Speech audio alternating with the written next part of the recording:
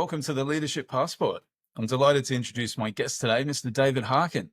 David is a husband, father of three, and CEO of 8 Billion Ideas, a global education company delivering its critical curriculum to over 500,000 students across 25 countries. A recognized leader in education, he's delivered 2 TEDx talks, Can a 4-Year-Old Change the World? And How We Can All Embrace a World-Class Mentality. Ranked 8th globally by ISC Research, he's received multiple awards, including the EduFuturist Award.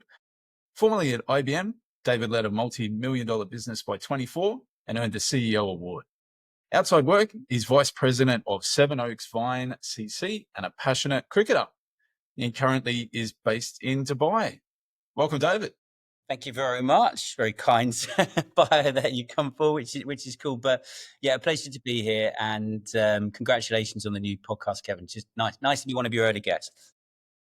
Yeah, fantastic. So, if your leadership style were a song or a movie, what would it be and why? If my leadership song was Frank Sinatra, "My Way," that would be it. It would be a song that I like. I do like that one. I remember hearing that a long time ago. But no, does that come across well? I don't know if it does, but I think I don't overthink it.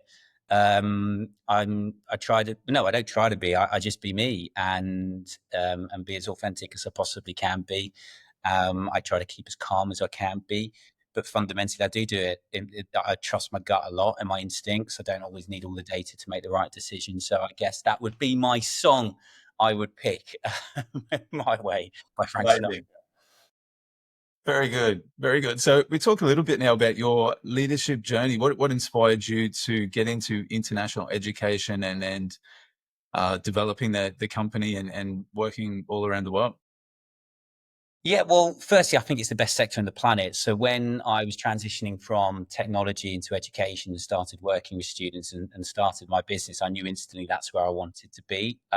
When you start a business, you don't necessarily think, oh, I'm going to be an entrepreneur, I'm going to be a CEO. You just start. You see an opportunity, you see a problem that you want to solve, and then gradually you go through that journey of being a person. I started with my wife and Jenny, so we're co-founders. So you just people with an idea, then you become business leaders, entrepreneurs, and then people calling you managing director, CEO, and all the way along that journey, you're just learning. Like fundamentally, it doesn't really matter how many books you read or whatever it might be, and that's me being an author, right? You take snippets of these things from different areas, but you got to learn your own style and grow through that area.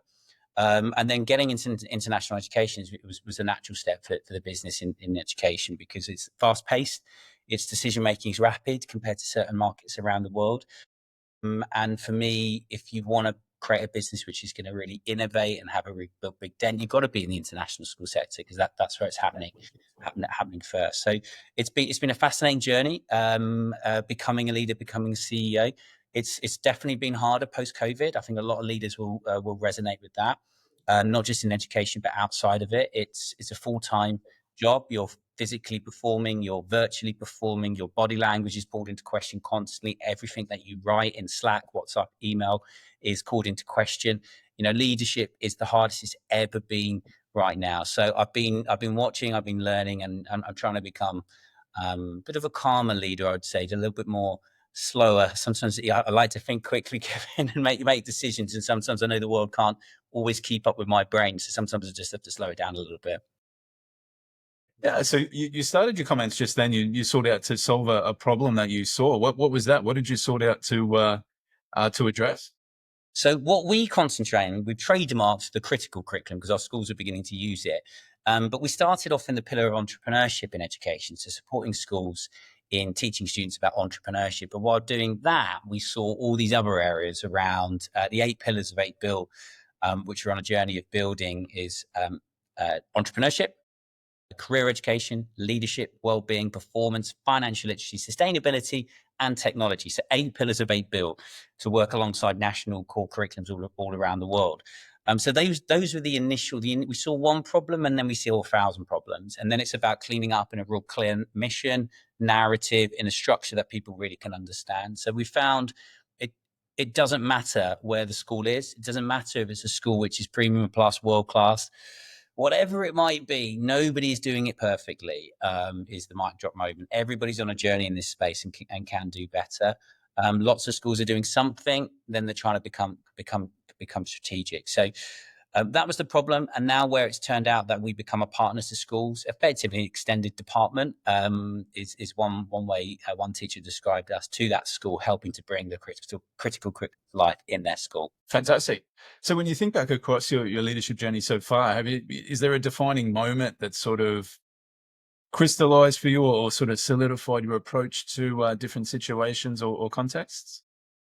Look, I was a young leader going into COVID, and started a business before COVID. We had to start a complete different business after COVID, but was hit with that COVID train where you've got a payroll, relatively small team, but still a team. We've got kids, got mortgages, X, Y, and Z. You're building your own business, which was small but incremental growth. You weren't necessarily worried so much about cash flow. Then suddenly, your whole world is just pulled away instantly, and you're losing hundreds of thousands of pounds in no time at all, and everybody's looking at you. Young family at the time, Kevin as well at home, just moved into a new house, was doing a building construction as well, and then suddenly everything's pulled away from you, and that was tough, right? Real tough. But I'm quite good at thinking under pressure, and it took me a couple of days to kind of go off grid to work out what we were going to do in that situation.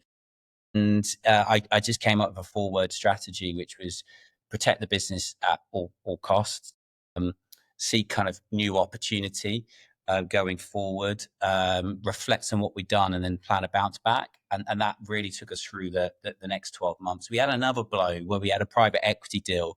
We were the largest ed tech company to sign a deal in January 2021, and that collapsed. So that was arguably harder than the initial blow of COVID. So there are defining moments through then, and then there are 1,000 more in between, which you just have to learn, reflect, and find a way of just keeping that energy as high as it can do to get up the next day and take your business forward.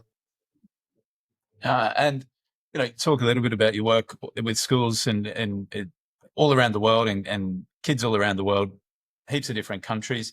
Has there been a particular aha moment or interesting moment in terms of your work across those schools and different cultures, particularly, that's been really interesting for you? I think, yeah, when we started, there was a lot of, we obviously have to be culturally compliant, and you're thinking about your education, about where it's being used. But there was a lot of kind of, when we started, oh, this might not work there, this might not work there, this might not work there. And we were like, well, I don't know. Children are children at the end of the day. They all have an amazing imagination. They're all on a different journey. And I said, don't write them off in different areas about their interest in these subjects. And I think that's what I've learned. I think, yes, there are different cultures around the world, and different background, but every child I meet has an amazing imagination. It's our mission is about giving them the skills or beliefs. So it's, where are they on the skills journey, and where are they on that kind of confidence and belief journey? In terms of aha moments, I think it happens every single day, to be honest. Like, sometimes you pinch yourself and go, I've just come out of that meeting, or I've just seen that inspection report and we've been mentioned, or that picture of that parent and that child at our camp. And it happens genuinely every moment. You do have to go, are we doing this? We are. I know we're doing it. We've got a team of 30 plus people in the business now, but it does happen every day. You go, wow, this is cool what we're doing. Yeah. You were talking before about some of the realities of leadership through COVID and at difficult times. Has there been one particular mistake that's shaped your leadership approach? Probably about 1,000 mistakes I make. No, I do remember once.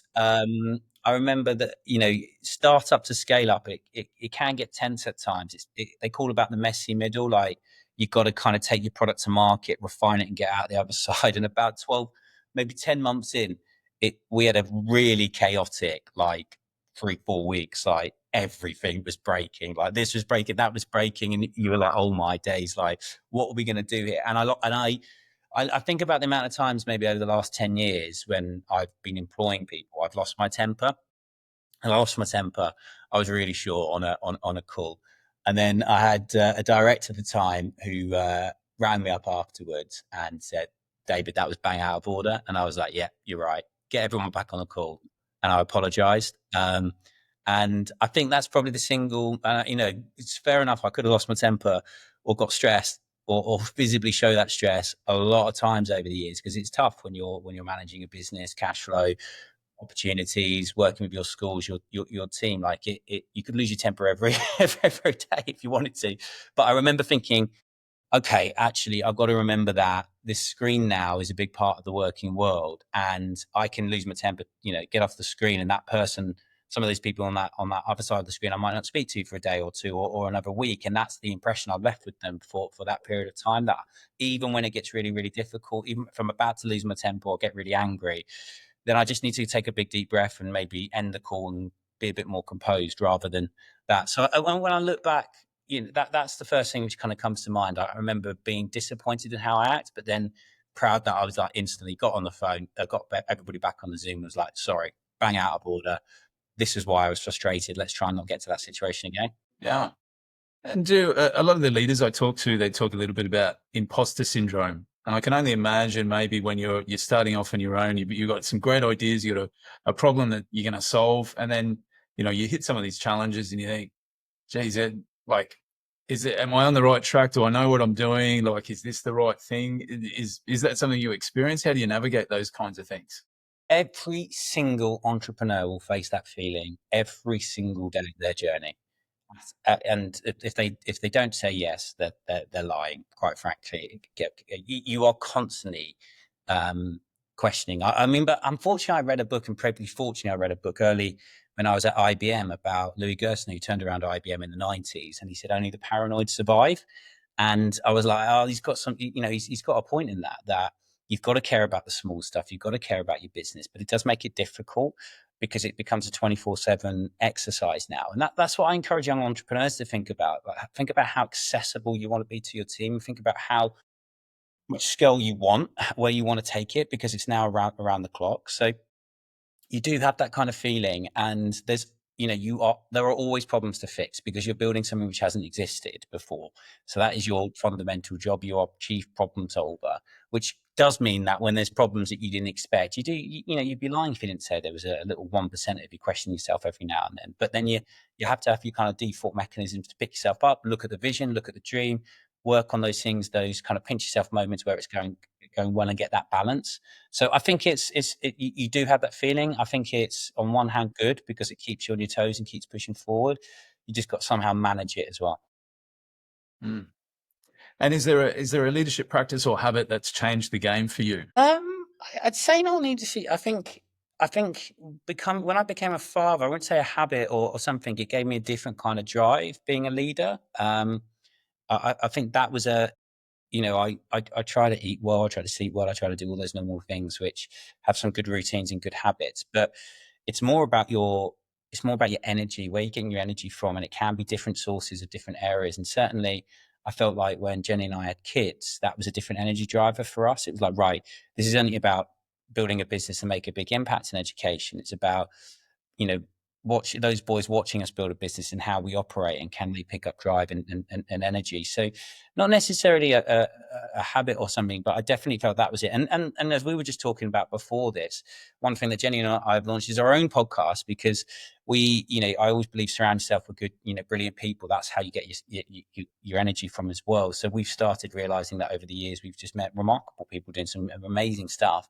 and just spending a few minutes talking to them. So for me, that's like a different energy source now. So it's a continuation. It's it's a learning journey, a continuation learning journey. I was trying to say, and it's a hell of a ride. Yeah, amazing. So if we think a bit more now about the future of education and leadership in the education space, how do you see international education evolving over the next 5 to 10 years? Well, it depends what our objectives are in which school I'm in and what they're trying to achieve. I think of the international sector, which obviously has a lot of financial pressures on in the international school sector. I think we've got to start off with that. There's the growth of the international school chains and out there, but they have a huge responsibility. And this is what I say when I find myself in a room, that the rest of the world is looking at the international schools and seeing how they're innovating, what they're adopting, what they're embracing. Because if they don't innovate, nobody else is. So often, if I get a chair or a CEO of a large organization, I will just remind them of their responsibility in the subtlest way. Like, why are you not pushing harder with the system that you've built, because if you're not pushing harder, how are local schools, state schools, government schools around the world really going to see what's right for them in the future? That's how innovation is really created. So I think international education there's so much growth in it right now. We just got to make sure the objectives there are of continuing to create great product, and that product is what's happening in and outside the classroom for those students. So as long as we get the balance on the product and not necessarily just the EBITDA numbers, then international education can change education for good. We haven't had this growth ever before in 100 years, but there's going to be enough money in that sector in the next couple of decades to innovate hard for the rest of the world to benefit. So that's what I'm hoping the sector really does. Fantastic. Is there one piece of advice you'd give to an aspiring education leader? It's been really interesting right now. There's because it's post COVID and different generations and X, Y, and Z. Everybody seems to want to be a leader like instantly, and it's just like, just be a little bit more patient, right? It's difficult, so make sure you're ready for it. Make sure you want it. You can be a leader without the leadership title, right? Lead in your classroom, lead with initiatives, pick up projects and stuff, but just make sure it's exactly what you want, but be a little bit more patient. I've been seeing people celebrate 10 years of, I've done a job for 18 months. I've done a job for a year. I was like, oh, come on, guys. You got to earn your crust a little bit. You got to go through a few good times, a few difficult times. That's what you want from your leader, someone who can handle good times as well as challenging times. And you don't do that by, a couple of jobs for a couple of years, and then suddenly you want to push on and be a deputy or a vice principal. You've got to lead. Sometimes you've got to lead without the title to begin with, and then the title and that job responsibility will come. So just be patient is what I would say. It seems like everybody wants to be ahead of a school at 25 at the moment, Kevin, and they think they can take it. But remember, when you get to that bit, you are running a multi-million-pound budget. You have 100, 200, 300, 400 employees. You've got the product of what's happening in the classroom. You've got stakeholders in terms of owners. It's an amazing responsibility, but just make sure you've got the skill set before you go into that particular space. Yeah, definitely be careful what you wish for. Sometimes the grass isn't always greener on the other side. I can concur with that. So thinking about you talked to just then a little bit about the international education sector and the sort of impetus on it to innovate and the money going around in that space and how much it's growing. If you had a magic wand in this space and there's one thing that you could change or influence, what would that be? Yeah, I've thought about this question before, because I like to think if I was in charge of education for a day globally, what would I do? And I've got like a really, really long list. But the first thing I would do is I'd do a massive worldwide CPD session on entrepreneurship. So how you can be more creative in the classroom and what you can learn from being an entrepreneur outside. So an entrepreneur is someone who acts like an entrepreneur, but within a public sector or a business. So if you think of this from a teaching perspective, it's being a teacherpreneur. So that's number one. And the second thing I would do on that CPD session is talk about the imperative nature and the importance of attitude. And that attitude as a skill needs to be worked on just as much as public speaking, negotiation, communication. Like, how do you bring a positive but relentless attitude into the school every single day? Because I think there's like 100 million people working in education globally. And if 100 million people were 0.01% more creative in the classroom and 0.01% more positive, think about the amount of ripples that would have. So I wouldn't spend any money. I wouldn't do anything. I'd just do a massive education in those two areas and then just see what happens. Fantastic. All right, a couple of quick questions to wrap things up. Your favorite book on life or leadership? Simon Sinek, Start With Why. The strangest, weirdest, or funniest thing you've ever seen in a school? No, that's straight. I would say one of the schools here, one of our partner schools, when they told me about their idea of a farm, and I walked in and there was genuinely a farm in the school, which was kind of wicked. The strangest situation I've had in the school, I slightly bend the question, Gavin, was when a head teacher asked me to pop in after a conference for a coffee. And she then said, "You don't mind speaking to a few people?" And I said, "Okay, what would you like me to talk about?" And she sort of said, "Well, do you mind just doing a quick keynote about future of education or whatever the topic might be. And I was like, okay, I wasn't expecting this. I thought it was quite coffee. And I walked into an auditorium and there was 1,000 people in the room and 45 minutes. She said, there you go. And everybody round of applause read out my bio. And I was like, well, that's a bit strange that you didn't give me any kind of heads up that I was going to do it. But I kind of hated her and kind of loved her. I hated her for putting me under that pressure and loved the fact that I was like, right, okay, can I do this? Can I cope with 45 people? So I just talked about myself, Kevin. That was my default. What am I going to do when I have no school? I thought I'd talk about my career and managed to get myself through 45 minutes of an unexpected keynote. That was definitely strange. Amazing. Amazing. One thing that you do daily to help you lead better? I take a deep breath. I take a big deep breath, probably every morning just before the screen goes on or a meeting. So that's what I do. I'm a runner. I like to run as well. I wouldn't say I'm a natural runner, but I like to make sure I'm doing some sort of exercise early in the day, as much as I can, just to help, because I know I'll never get it in later in the day. Yeah. A leader, past or present, you admire? I loved when I was about 21, 22. I massively messed up on a presentation in IBM, and I thought I'm never going to be that bad a public speaker again. So I put a lot of work into it. And the first thing I did was I listened to every Winston Churchill and Barack Obama speech, because I always thought they were fantastic orators and incredible leaders, particularly Barack in the way that he kind of carried himself and the way that he inspired. So I know that's not in education or business. I struggle a lot with the global entrepreneurs now, because I think they're not really representing entrepreneurship in the right way. But I'd say probably Barack Obama in the way that, forget about his political views, just the way that he carried himself and his kind of gravitas, I thought was always immaculate. Mm. And finally, best advice you've ever received? I'm going to go two things. I get a lot of entrepreneurs ask, like, how do you do it? What do you do? Like, I've got this, I've got kids, I've got no money, blah, blah, blah, blah, blah. And I was just like, just start, find a way of starting, just start. Like, if you've got a great initiative in the school, start it. If you've got a great idea for a business, just start it. Just stop talking about it. Get going, get a pad out and pen.